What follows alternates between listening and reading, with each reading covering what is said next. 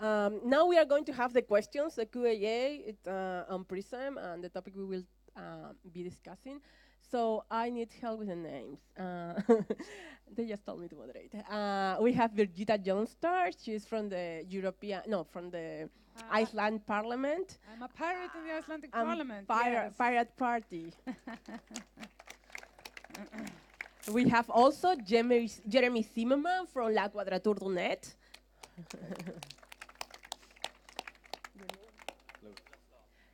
Arturo Flasto from Global Leaks. And Nadim Kobesim from CryptoCat. It's just difficult, his last name. So I have been invited to moderate the session and have the discussion we don't have.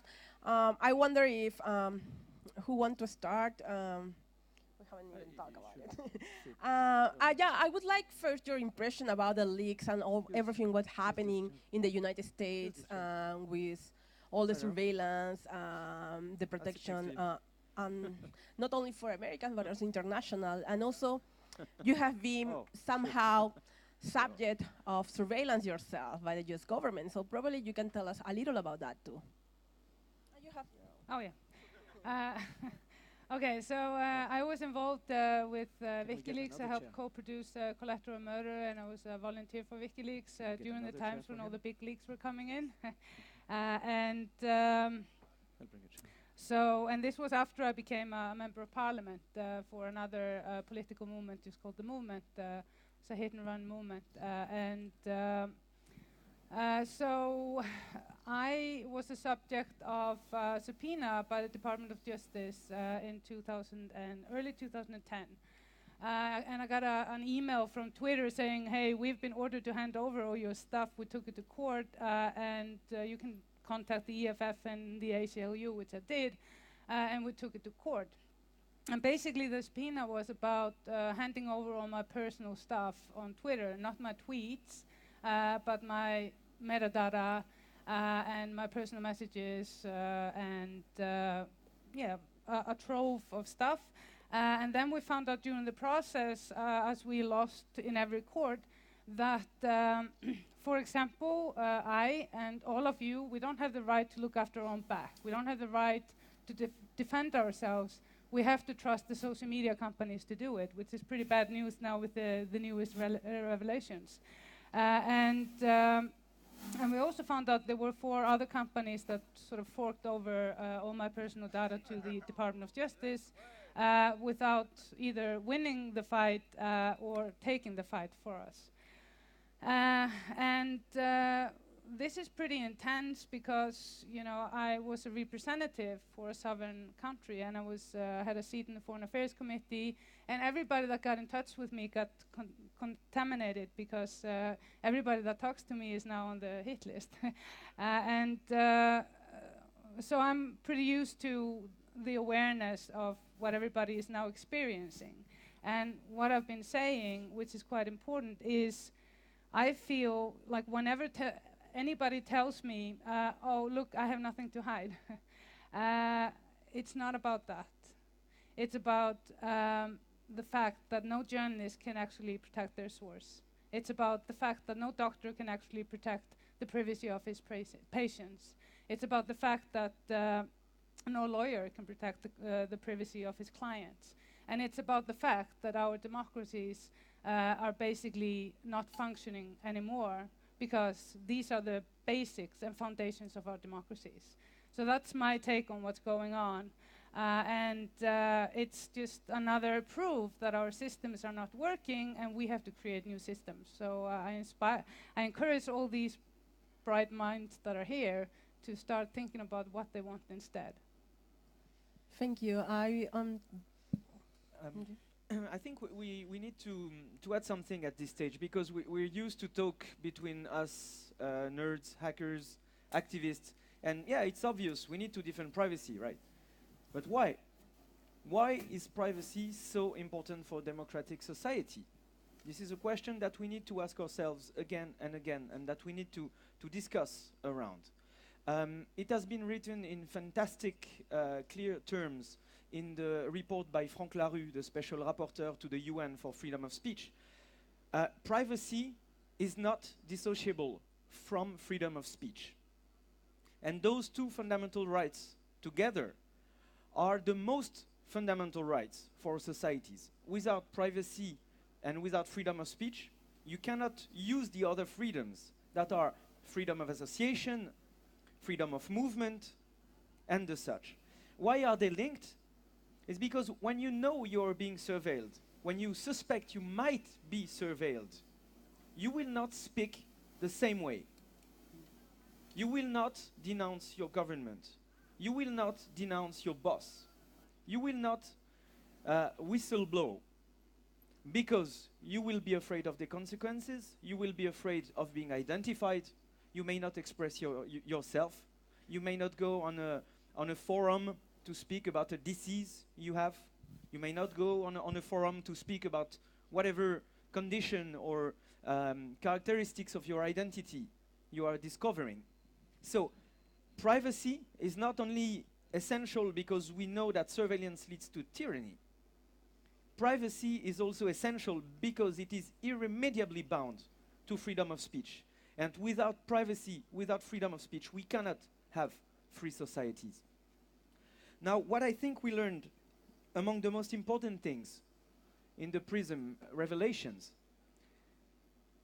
is that the surveillance from the states and the surveillance from companies is not distinguishable today.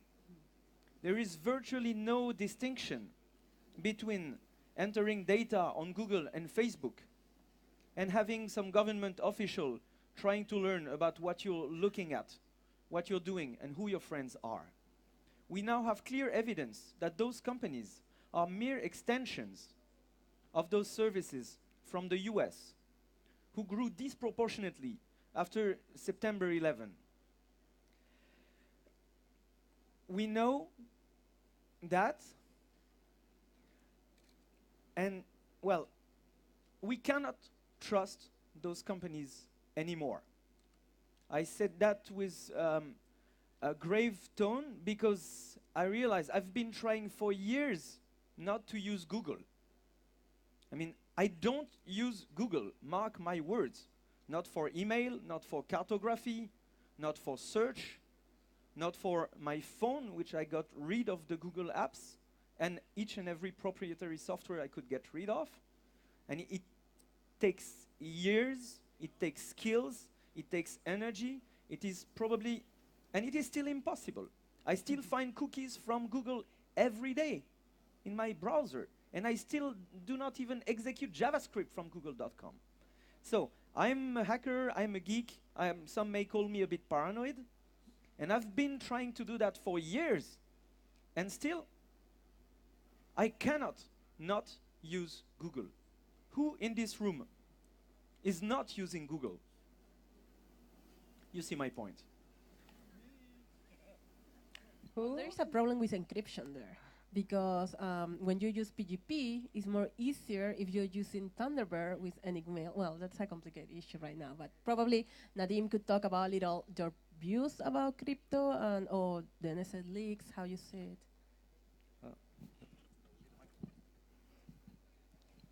Hi.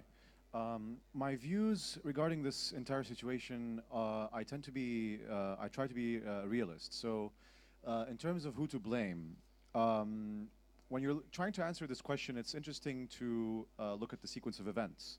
You have companies who, in my opinion, are not trying to aggregate everyone's information in order to compromise their privacy. They're trying to aggregate everyone's information in order to provide a service, which is what a lot of the websites on the internet, a lot of companies traditionally have tried to do. When you use Facebook, they're providing you the service of making it easier to send a message to your mom. And when you're using Google, they're providing you the service of managing your email and doing Google searches. The current problem is not a problem of big companies, in my opinion. It is partly a problem of big companies spying on us, but not largely a problem, not mostly a problem of that. It is not. It is partly a problem of encryption, but not mostly a problem of encryption software being not used enough. It is really a problem of policy and what international, what national interests are perceiving as the right thing to do when it comes to pursuing surveillance both domestically and in terms of foreign policy.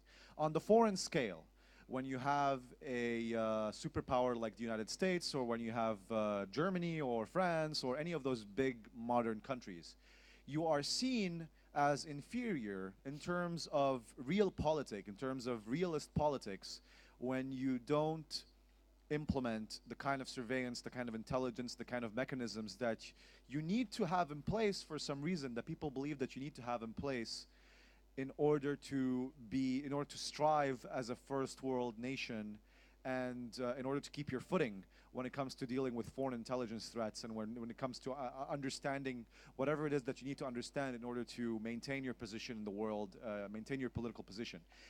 This is seen as a legitimate need by those countries, and this is why it's implemented. To me, it's not, I don't believe for a second that it's implemented explicitly in order to infringe the rights of the people and so on. It's implemented for the mistaken belief, but the innocent belief, that we're doing this because we need to do this in this world in order to maintain our footing in a world that is comprised of uncompromising realpolitik. In the domestic sense, the genuinely honest belief, in my opinion, is that we need to do this in order to maintain domestic intelligence, in order to figure out domestic threats, because unless we do this, we're opening ourselves wide, not just to, I mean, it's equally opening ourselves to terrorist threats, but also opening ourselves to less jobs and creating less jobs in this field than we could. And both these things are the same priority to the people establishing those programs, because really they're focused on what they believe to be the pragmatic things that they could be working on improving. Even if those things whether these things need improving or not, whether these things can be improved in different ways is not part of the question, because that's not how those people think. That's legitimate. We don't think like the way they do either, and that's not because we're better. It's simply because we have we have a different perspective. But the thing is, some people tend to be correct on certain perspective more than others, and others tend to be correct on other perspectives more than certain people. So, when it comes to this perspective, the bunch of lifeless, girlfriendless computer nerds who spent their entire time on computers, for some strange, cosmic reason, have more understanding of privacy technology and of maybe some inkling of an alternative on how to enforce or why it's worthwhile to maintain and enforce privacy rights.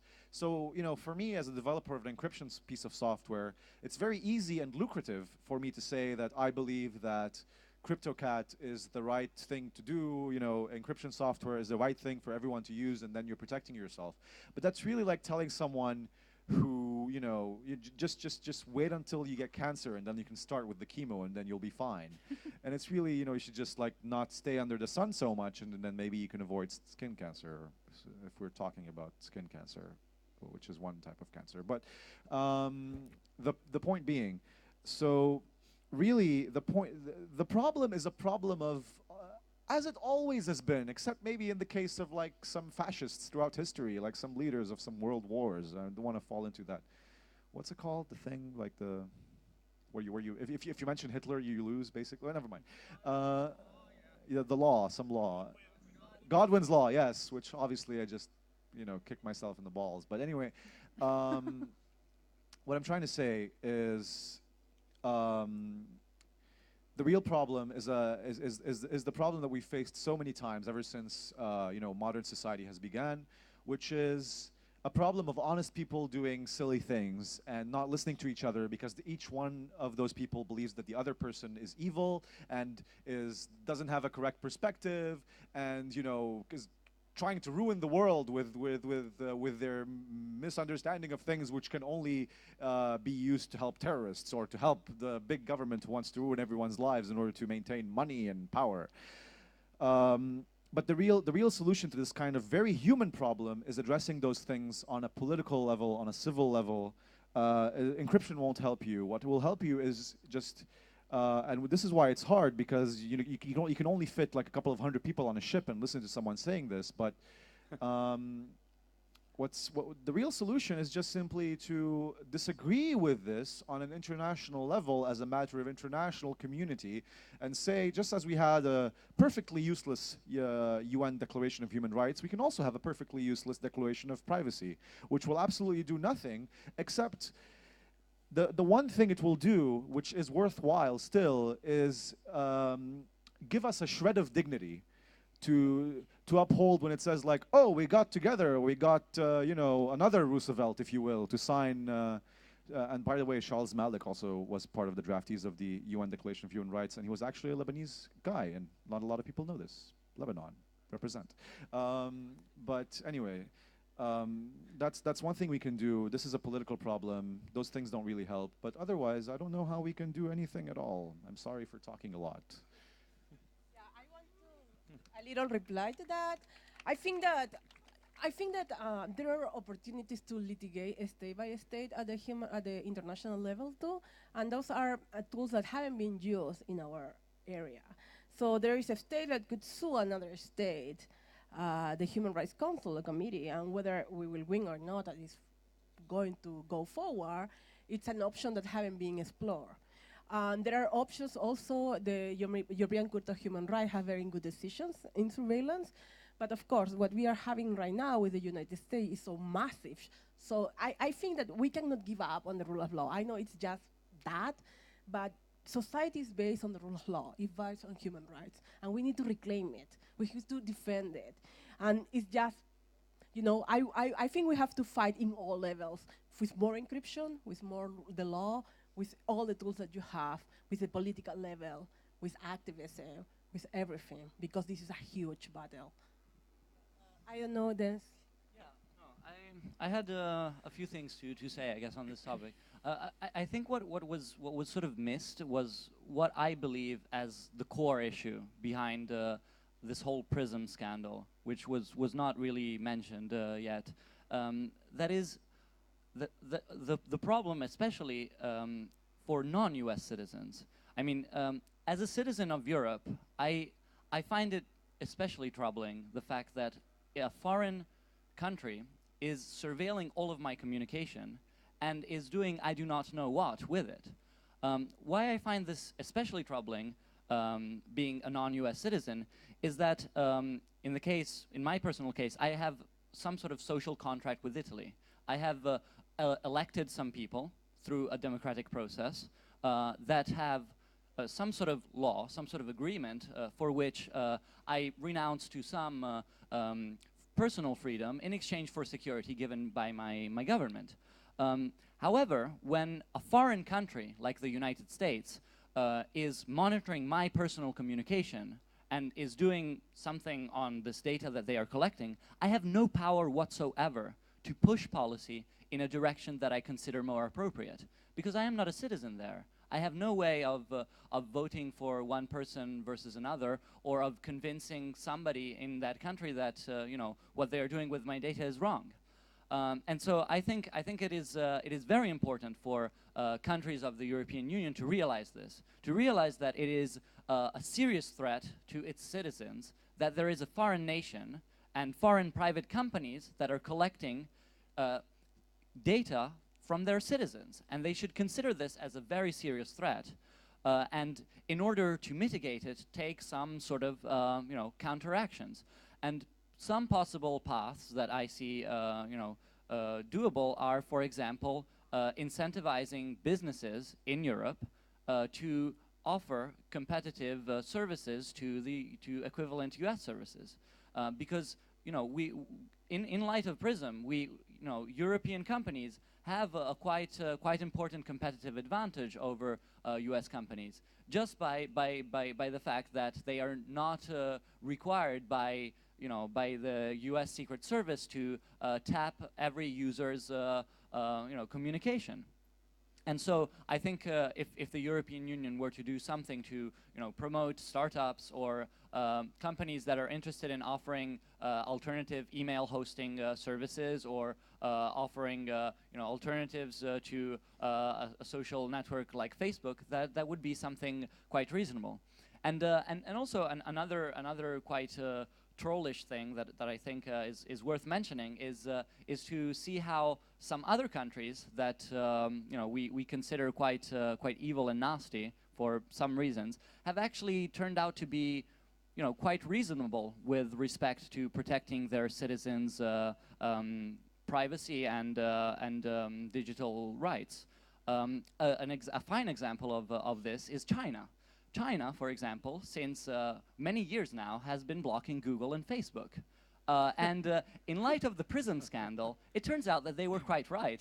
I mean, if as a Chinese citizen, being part of that country, I expect my country to protect my data, my information, my communication on the internet. So the fact that my social media occurs on Bebo and my searches are not going through Google, from my perspective, is quite good. And how to enforce it? Well, by means of censorship. And it has proven to be something that actually works. As a side note, we have censorship also in Europe. And if I were asked to decide if to remove censorship in the case of Italy from the Pirate Bay, Indie Media Piemonte, and a bunch of other torrent websites, in exchange for censorship of Facebook and Google, without thinking twice, I would say yes.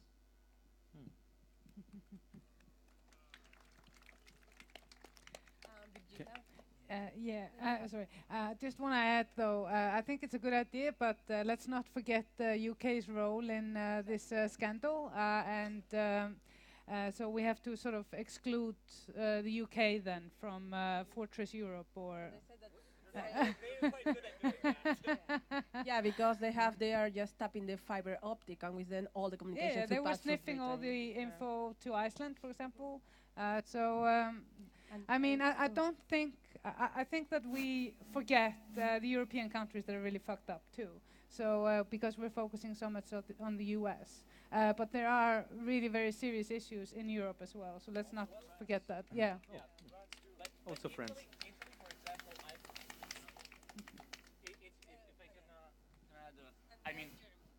I believe, though, that there are some countries to be saved in Europe, and I believe in particular that Italy, with respect to privacy law, is quite good. It is definitely one of the countries that was when talking about, well, it is debatable. I've got a lot of phone calls from Italian journalists that are very worried about the situation in your country. So well, what So the problem of surveillance is secret. I mean, you don't know exactly what's going on. It's true. It's surveillance laws is also shattered in secrecy in many countries, and in Italy is good on data protection, on putting the collection and the obligations of companies to minimize less data, but it's not so clear on surveillance legislation and jurisprudence. Well, the secret of those secret services, I think, is one part of the problem. Indeed, if you look at the US, Ooh, there was a drone. Here the comes drones the again. drone. If you look at the extension of the powers of NSA, of course, it grew out of any proportion. And by growing out of any proportion, it grew outside of any form of democratic control, of citizen control. So we have one issue here with getting back hold of those organizations. It is, of course, legitimate that some operations be kept secret. But when the operation is done, this secret should be lifted and it should be audited. And I think that there are some countries in the world where those mechanisms work better. So this is one part of the political problem. I agree that there is not one magic wand, one magic formula that will solve everything. I strongly believe that the solution is partly technical, and partly political. And nobody can tell today which one will be the most important in the next years. Just when I heard you, Nadim, say, well, those companies, they're just providing a service and they need the data, I think it's not that clear. First of all, why Google forbids you to use the search engine through Tor? It's not a technical requirement. It's because they want the data. They need the data. Their commercial model is based on the centralization of the aggregation of data. And we know that centralization of powers, all examples we have in history, went wrong. So I'll let you answer to that. But I think the problem is inherent to the architecture of those services, and that we need to find decentralized ways of providing the same things. And I don't want to spoil too much about what I will tell on my time slot tomorrow. But also, I want to add that those companies, the very same companies that have been caught the hand in the pot of honey, is that a metaphor in English? Cookie, the cookie jar. Yeah. The same companies that have been caught the hand in the NSA cookie jar are right now, as of today, lobbying in the European Parliament to destroy any form of privacy protecting provision in the upcoming EU regulation. They're systematically destroying anything that could be implemented to put in our hands tools to gain back control on our data. And so this is a major democratic problem, and I welcome our Croatian friends in this wonderful mess that is the European Union. I guess you'll have elections soon, so you'll have members in that European Parliament. Fortunately, when it will be this regulation on data protection won't be adopted still, so there will be lots of work to do on that level as well. But what I want to add, and I'm already talking too much, is that in the past 10 to 15 years, those companies with their business models have been actively working on destroying the very notion of privacy. They've been actively working on blurring the line between what is private and what is public, what is privacy, intimacy, and what is publicity. Look at Facebook. They make you believe that the more you say about you makes you the cooler. They make you believe that there is something between intimate and public that is a bunch of friends or some privacy settings or whatever. We're in a context where billions of dollars are being spent to make us believe that privacy has become some kind of commodity, while at the same time, our personal data is being sold and is worth billions. So yes, indeed, we have a political role to play here. Agreed.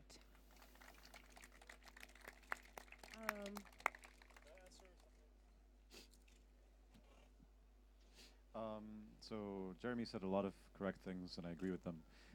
There's just the thing about Tor, Google blocking the use of Tor. It's definitely possible, for sure, and it's likely that they might block Tor because they don't want privacy enabling technology to. They don't? Block Tor, though. They don't. Google searches on Tor are not blocked. They only will sometimes display a CAPTCHA, because a lot of people are scraping Google over Tor, and they will show you a CAPTCHA sometimes. But I use Google every day with Tor. So it was Also back in the days Gmail when so it was when I was still using it, maybe. Could be, could be. I don't know. But today they do not block Google searches. I was about to say the same thing. It's probably because of abuse, because it's Wikipedia, blocks Tor, right? It does, right? Block Tor. Wikipedia. You can't edit. You can't edit. You can't edit.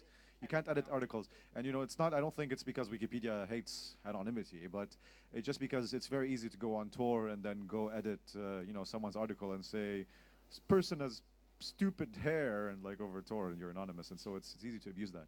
But also, before I hand over the mic, just one quick point that's kind of unrelated to anything, it's not answering anything, but one very important thing that I want to mention regarding fighting for internet privacy is that this is really connected to a larger thing about the internet in general, which is basically, so the reason why I care about this whole situation is because I'm from like South Beirut, and I had a dial-up connection when I was a kid, and I learned English and like programming and Zen Buddhism and Thomas Paine and unfortunately Ayn Rand and like all that stuff through that 56K dial-up connection, and I was surrounded by shit people that I really did not get along with at all if it wasn't for that single dial-up connection. And that single dial-up connection is exactly, it taught me everything. It's the reason I am the person I am today, without question. And so when you start allowing the practice of statecraft into the sphere of the internet, you're allowing the practice of of governance, of lawmaking, that sort of thing. It's necessary in a lot of areas, but if you allow it overarchingly, you're not only damaging, in this case, privacy, but you're also creating, whatchamacallit, precedents. You're creating precedents for this sort of influence, this sort of altercation, this sort of introduction to what the internet is that might ultimately remove it from the kind of medium that was there to give, me in South Beirut when I was 12, unbridled access to everything from all the things that I mentioned to even, for example, so this guy called the guy who got it, Weave, Andrew Orenheimer. He used to be like a gigantic troll, and I actually saw his stuff when I was 12 back in Beirut. His the Gay Niggers of America Association. Sorry, like a very offensive name. But it was because of how free the internet was that reached me way back in Beirut, and it confused the hell out of me when I was. But it's if it weren't for the internet, all this stuff would never have happened. And this is why not only like when you keep the governance or the practice of statecraft, the practice of governance away in that sense, in the surveillance sense from the internet, you're also preventing the establishment of other precedents that might attack it in different fashions, but in fashions that are equally overbroad and equally dangerous. But can you be more clearly? Because you need laws to limit the power of government to surveil. I think you need the law to limit the power of government to surveil your communication. So you are talking about this kind of law. So which kind of law you're talking in general in governance? So laws to protect the internet from the government, are you saying, or Surveillance law, the limitations. the limitation of surveillance law? Well, the limitation of surveillance law is the kind of thing that has to be addressed. You know how after World War II there was the Holocaust, and it was a very, very horrible thing, and all of the people on Earth got together and realized that humankind looked like shit, and they thought, okay, we can't look at ourselves in the mirror, and then they made the UN Declaration of Human Rights, and then they thought, look, a pretty document, there's a nice lady holding it, we look like something out of like the Lord of the Rings, and it's very wonderful for all of us. We can live in a fairy tale again. So the same thing needs to happen as a starting point for privacy, for surveillance, because, and it didn't need to happen before really, because we didn't have the sort of technology that we have right now, but not at all to compare what's happening right now to how awful the Holocaust was. The Holocaust was a lot more awful, but it's really just a very bad event in its own way. And the thing is, what scares me is that Ban Ki-moon, the UN secretary, said he criticized Snowden recently. He said, Snowden was damaging and so on.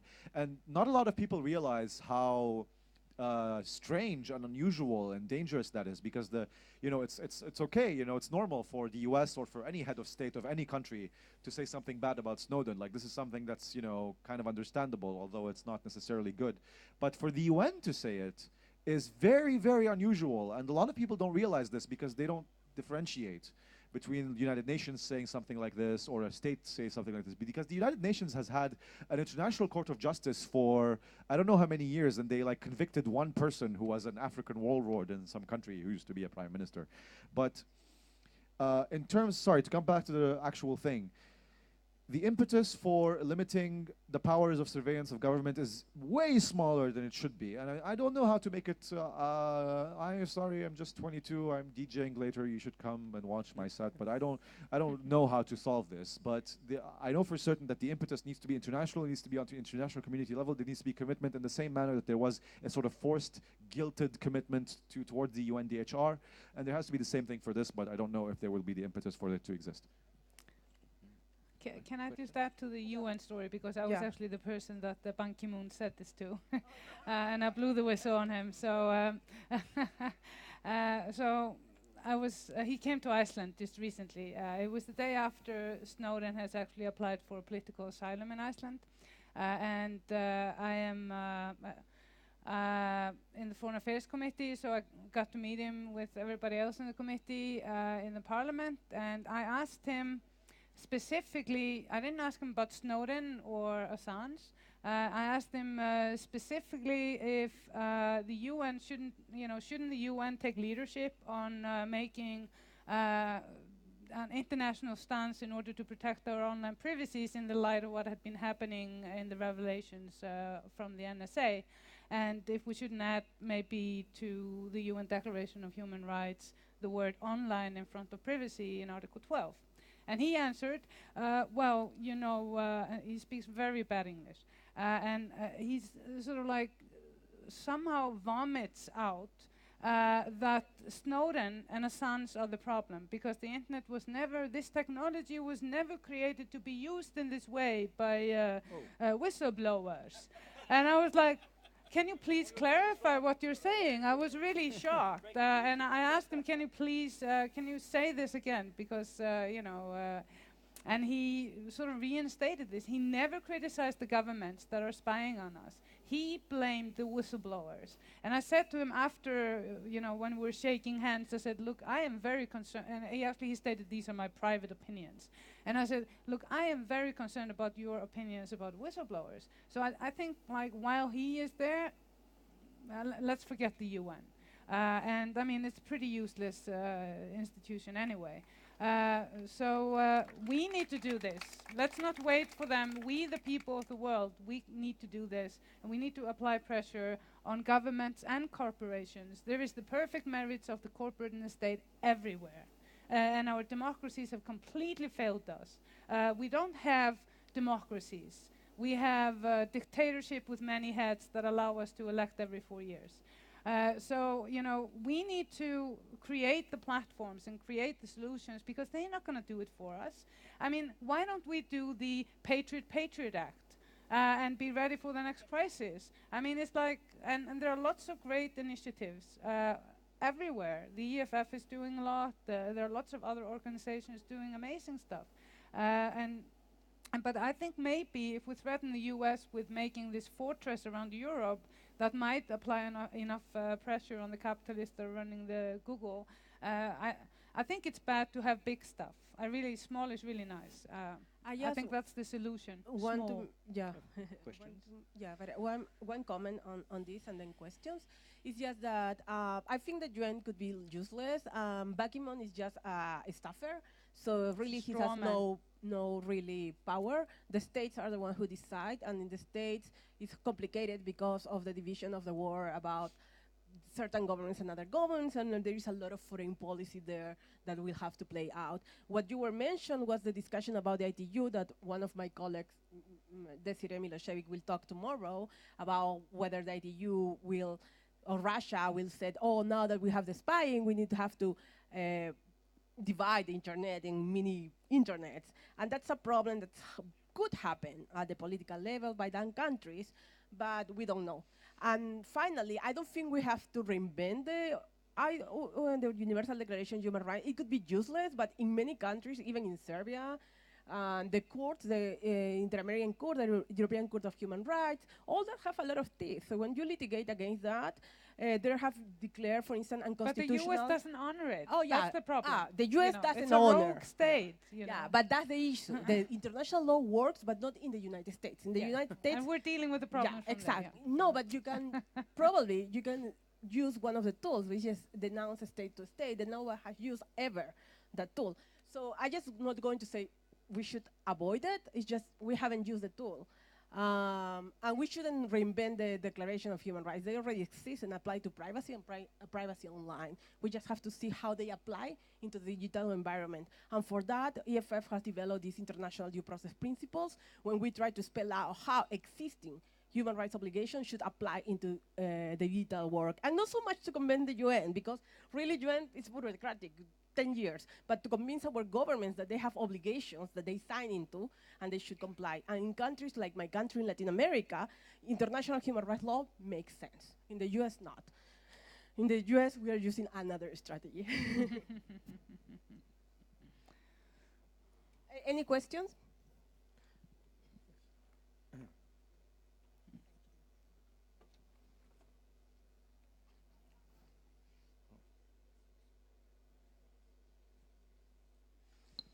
Hi. So the Prism revelations have given us a lot of useful information, but my assumption is that there's a lot of stuff we don't know. This is just a small picture of a small piece of what the governments are actually doing.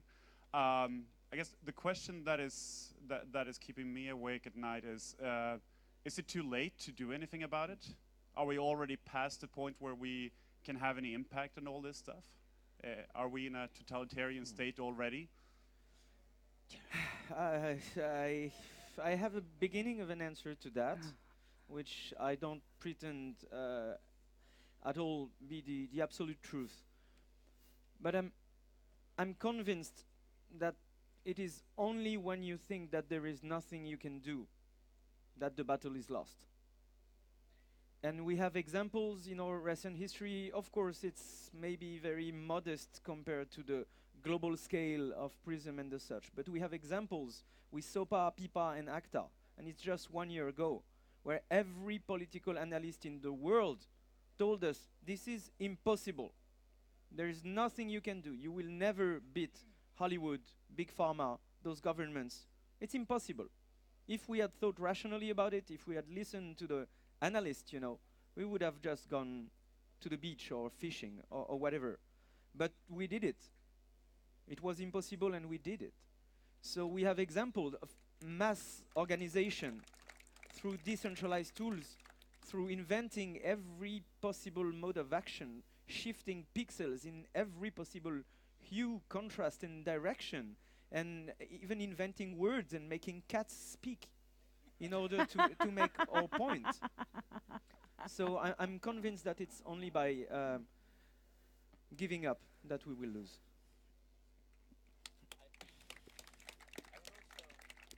I would also like to add an answer to that question, which I think that something that we have gotten that is very valuable from this whole Prism thing is the fact that we now actually have a realistic threat model. Like, we know what our adversary really looks like. And in a lot of cases, like in academic papers and in research where you're looking at how to design tools to, allow anonymous communication or protect people's privacy, the threat model was actually less than what is the reality. For example, in the case of Tor, we have as a threat model the fact that you don't have a global passive adversary. And if it were to come out that indeed the communication that the NSA can surveil is global, like every single communication on all of the world, then that would represent a quite big problem. So I think we now at least have a threat model that we can start using and seeing how effective the technology that we have is at withstanding it. Yeah, that's true. That's true. Good point. But still, it's much more accurate and closer to reality than what we had previously.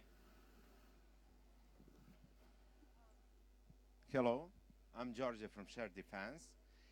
It is clear from discussion that we need new documents, new international standards and principles on human rights in digital environment.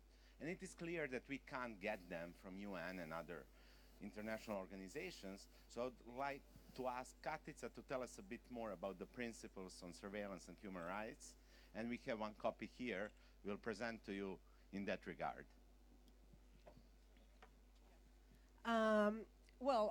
30 NGOs, or more than 40, 50 NGOs from different jurisdictions. We try to come up with a set of principles that try to apply existing human rights obligation to the digital environment. This document is very edgy in the sense that it apply traditional human rights law to modern communication surveillance, and when limitations, how the limitations to the right to privacy should be held. And it's nothing for human rights lawyers, there is nothing new. Perhaps the part that is new is how it applies to new technologies. And for instance, one of the important parts for us is that for to access to metadata or to access to content of data, we treat both of them as equal. So the proportionality principle that required a warrant, it's big. It's 7 meters. Yeah, it took 1 year. We want to use it for advocacy purposes, for our purposes. So if we want to shame the government, because we need to shame them, we have arguments on how to shame them, and we could tell them that they are failing to comply with international obligations. In the US, we have another strategy, and we are using litigation, lobby, activism, protest, and everything. And globally, we want to join the debate with this toolkit, legal toolkit. And we have the opportunity to be working with the Balkan NGO, with Shared Defense, and they have signed the declaration, and they want now to formally sign it in this ceremony. And I thought it was really cool because we really need a boat and a battleship to fight this massive surveillance. Okay. So generally, we translated the principles which were developed in Rio and later on by many of our organizations which are down there. So we have bilingual copy here. We would kindly ask you to try to read them and maybe to sign them, because it was our true belief that we should not sign them all alone. We should sign them as this ship, as this community, which share values and share these principles. So they'll be on a boat tomorrow, but they're still here, and I have a bunch of markers here for anybody who want to sign, add anything, change anything, and do anything on this document. And please also put your stickers of your organizations also created in a new way. Thank you so much. Thank you.